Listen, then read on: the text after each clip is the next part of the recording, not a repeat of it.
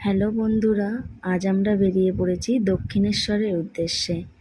আর বাইরে এত রোদ, তাই দেখো আমরা ছাতা নিয়ে চলছি। যাই হোক, আজকে দক্ষিণেশ্বরে যাওয়ার একটি বিশেষ কারণ রয়েছে।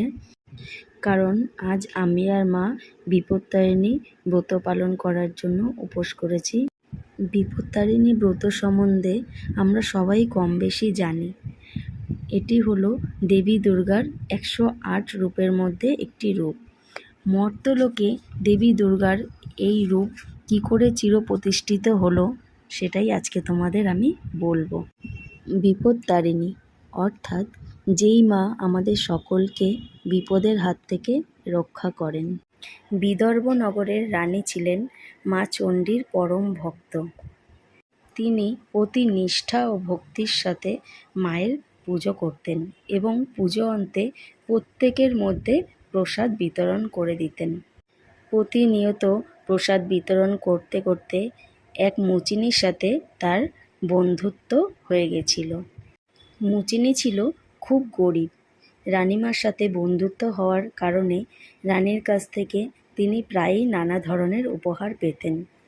একদিন সেই মুচিনি রানীমাকে বলেন, রানীমা, আমি আপনাকে কোনোদিন যদি কোনো উপহার দিতে পারি, নিজেকে ধন্য মনে করব। তখন রানীমা মুচিনিকে বলে, আমার না গোমাংস দেখার খুব স্বাদ, তুমি কি আমাকে পারবে একটু গোমাংস দেখাতে? তখন মুচিনি বলে, এ তো আমার পরম সৌভাগ্য, নিশ্চয়ই আমি আপনাকে দেখাবো। পরের দিন মুচিনি রানীমার কথা মতো একটি পাত্রে করে গোমাংস নিয়ে রানীর সামনে হাজির হয় আর রানীমাকে পাত্রটি খুলে গোমাংস দেখান। ইতিমধ্যে মহারাজের কান পর্যন্ত এই খবর পৌঁছে যায় যে রানীমা রাজপ্রাসাদে গোমাংস ঢুকিয়েছেন। মহারাজের তো শুনে সেই কি রাগ, রানীমাকে তক্ষুনি ডেকে পাঠান। রাজা রানীকে ডেকে বলেন, রানী, এ কি শুনছি আমি? যদি এই কথা সত্য হয় তবে আজই তোমার শিরচ্ছেদ করব। তখন মহারানী এই বিপদের হাত থেকে রক্ষা পেতে একভাবে মাকে ডেকে গেলেন আর বললেন, মা, এই বিপদের হাত থেকে আমায় রক্ষা করো। সব গোমাংস তুমি ফুলে পরিণত করো। ভক্তের ডাকে মা সাড়া দেবে না, তা কি কখনো হয়? রাজা তখন মহারানীর ঘরে গিয়ে সেই পাত্রের ঢাকনা খুলে দিলেন এবং দেখলেন, এ কি অবাক কাণ্ড!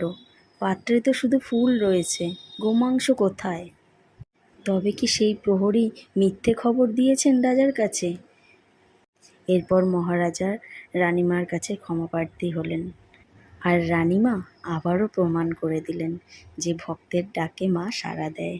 এরপর থেকেই মর্ত্যলোকে মা বিপত্তারিণী চিরপ্রতিষ্ঠিত হলেন।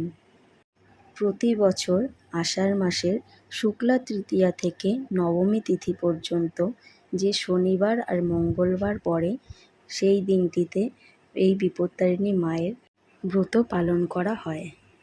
জয় মা বিপত্তারিণীর জয়। ভিডিওটি যদি তোমাদের ভালো লাগে একটি লাইক, কমেন্ট, শেয়ার করে দিও। টাটা।